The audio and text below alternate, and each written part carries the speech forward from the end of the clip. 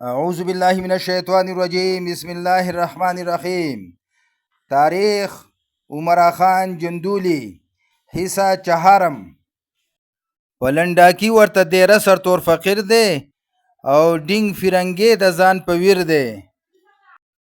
18 جولائی 1897 عیسوی کو لنڈاکی کے قریب ملا مستان یا سرتور فقیر، جس کا اصلی نام سعد اللہ خان ولد حمید اللہ موضوع ریگا بنیر کا رہنے والا تھا، اور یوسف زئی ملیزئی کے ذیلی شاخ نوریزئی کے ابائزئی قبیلے سے تعلق رکھتا تھا۔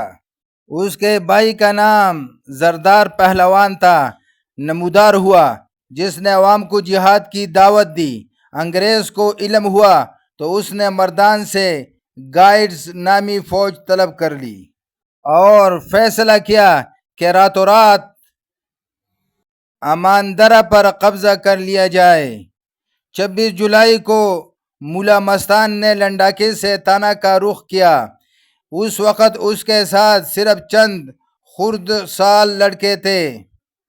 وہ ہاتھوں میں جنڈیاں اٹھائے ہوئے چل رہے تھے، لیکن راستہ میں 300-400 یوسف زئی نوجوان ساتھ ہو گئے تو موازعات الڈن، بٹخیلا اور پیر کورونا سے ہوتے ہوئے قلعہ ملاکنڈ پر رات 9 بجے حملہ آور ہوئے۔ انگریز لشکر نے سراسیمگی کی حالت میں سکھوں کو آگے جھونکا، جو اکثر قتل ہو گئے۔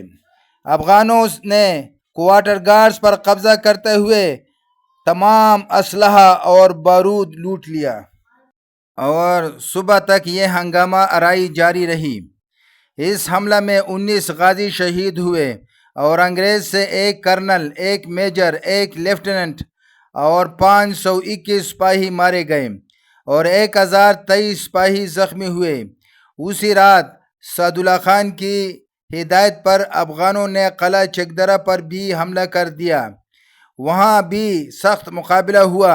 انگریز نے ملاکنڈ فیلڈ فورس کی بنیاد ڈالی، جس کا مقصد ملاکنڈ اور ملحقہ چوکیوں پر قبضہ مستحکم رکھنا تھا۔ 31 جولائی 1897 عیسوی کو انگریز لشکر کا نوشیرہ چوڑی میں اجتماع ہوا۔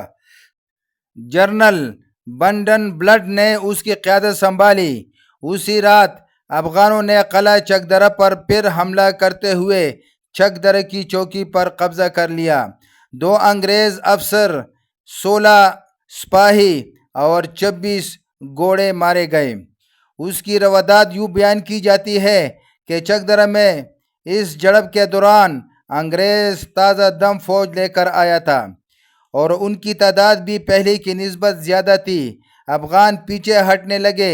2 انگریز افیسر تعاقب میں تھے کہ اچانک جمروز خان نامی ایک بہادر افغان، جو منگورہ سوات کا رہنے والا تھا اور ملک تجنور کا بیٹا تھا اور یوسف زئی کی ذیلی شاخ بابوزئی سے تعلق رکھتا تھا، کی للکار سنائی دی۔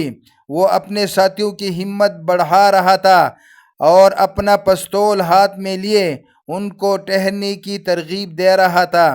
اس کے ہاتھوں رسالہ کے وہ 2 انگریز افیسر گھوڑ سوار مارے گئے اور کئی سپاہی بھی لقمہ اجل بنے۔ اس کا یہ جذبہ چوکی پر قبضہ کرنے پر ممت ثابت ہوا۔ اس حملہ میں کئی غازی شہید ہوئے اور انگریز کا 1 صوبیدار، 1 میجر، 1 لیفٹیننٹ اور 11 سپاہی مارے گئے اور 120 سپاہی زخمی ہوئے۔ یہ سب کچھ سید اکبر بامی خیل بابوزئی، جو جمروز خان کا ساتھی تھا، کی ہمت سے ہوا۔ 2 اگست کو انگریزی لشکر نے اقدام کرتے ہوئے اماندرہ پر قبضہ کرنے کے بعد چکدرہ کو بھی محاصرہ میں لے لیا، اور اس قدر بربریت کا مظاہرہ ہوا کہ جو افغان سامنے آیا اسے موت کے گھاٹ اتار دیا گیا۔ سکھوں کو ہدایت ہوئی کہ وہ انتقام لینے کے لیے بٹخیلا پر یورش کرے۔ وہاں بھی قتل عام ہوا۔ ان جنگوں میں باشندگان سوات، باجوڑ، عثمان خیلوں کے علاوہ بڑی تعداد میں مقبوضہ علاقے کے افغان بھی شامل ہوئے۔ اپنے افغان بھائیوں کی امداد و اعانت کے لیے تپا بائیزئی ضلع مردان اور تنگی ضلع پشاور سے بھی مجاہدین آئے۔ انگریز نے جوش انتقام میں چھوٹی چھوٹی آبادیوں کو، گو کہ وہ خالی ہو چکے تھیں اور ان کے مکین پہاڑوں میں چلے گئے تھے، مسمار کر دیا، اور اسی طرح پائیں سوات کے علاقہ کو بھی پامال کرتے ہوئے آگے بڑھتا گیا۔